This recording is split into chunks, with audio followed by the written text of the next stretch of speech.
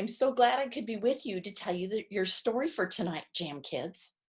Well, tonight I actually have two short stories, and they're both about two people who wanted to quit smoking, but really had a hard time, like most people do. Well, my daddy smoked for about 25 years, and you can ask your parents, but he used to smoke 4 packs a day. That's a lot of cigarettes. He used to wake up in the middle of the night and smoke. And he prayed and prayed, and he said, I need to quit smoking. I don't know what else to do. I'm going to ask God to help me.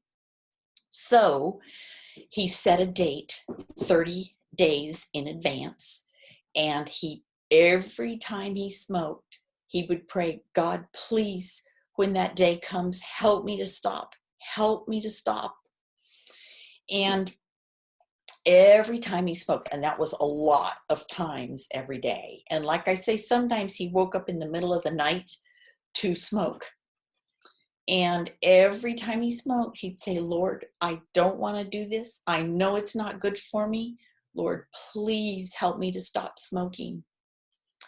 And remember, 30 days in advance is just about 4 weeks ahead.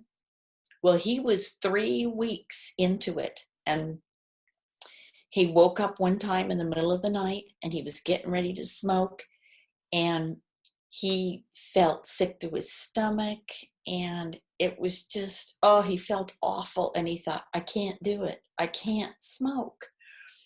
And so he didn't smoke, but he knew he had a whole week left. And so when he got up in the morning, every time he had the urge to smoke, he'd say, Lord, please help me to not smoke. Help me to not smoke.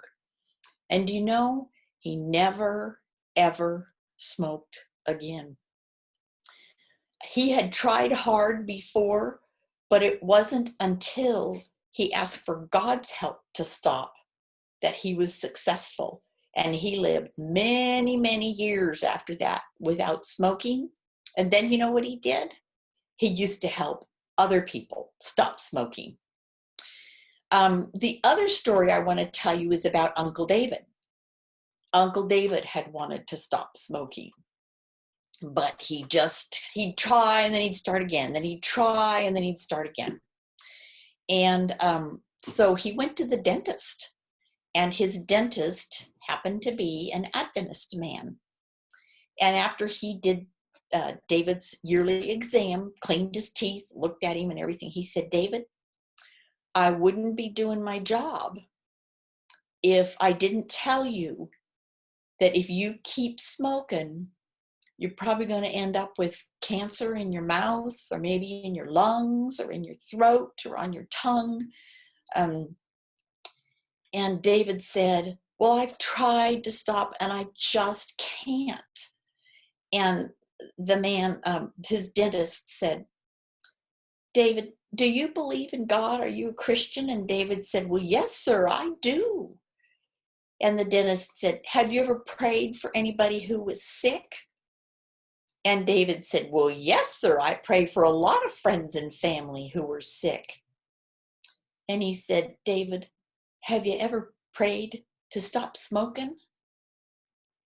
And David said, well, I never thought of that.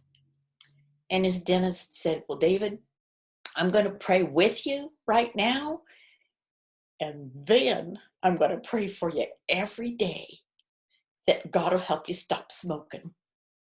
So he stopped right then and he prayed for Uncle David, and he said, Lord, please be with David. He wants to quit, but he needs your help. I'm just praying that you'll give him your help and that Uncle David will rely on you. So David went home and he said to his wife, I'm going to quit smoking, but this time I'm going to do it with God's help. And so Uncle David started praying, and he prayed and he prayed and he prayed. And do you know he was finally able to quit smoking? It wasn't easy. He had about 2 weeks where he did not feel very good. and he wanted to smoke real bad. But every time he'd say, God, please, please help me not smoke. Help me not smoke. And God did. And Uncle David to this day has not smoked again.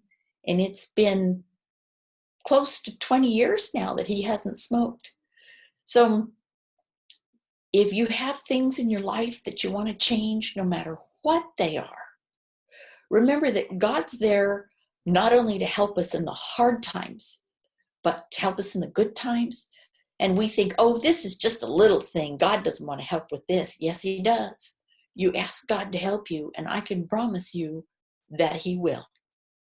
I hope you enjoyed your story for tonight, and I hope to see you again next week. Bye now.